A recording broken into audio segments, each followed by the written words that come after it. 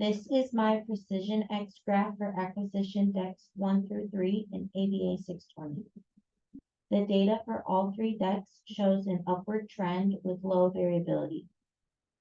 I reached aim for all decks ahead of schedule, so I implemented an intervention to run timings 3 days per week instead of 5 days per week.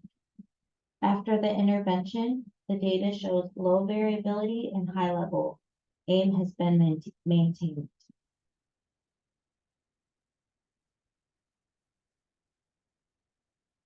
This is my Fluency 2 graph, my Fluency Deck 2 graph.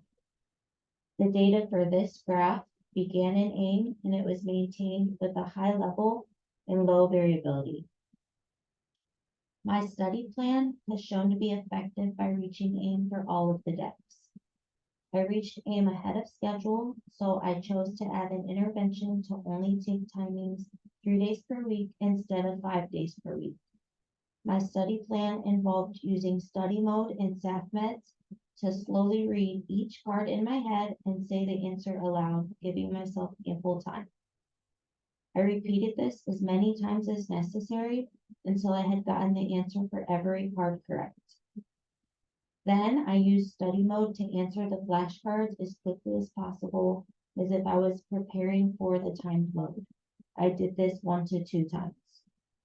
I studied on my phone in bed each evening, as that's the most quiet time of day.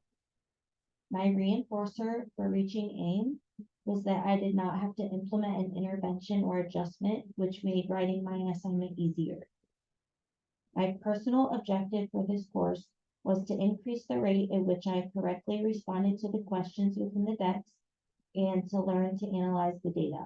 I've achieved both of those goals.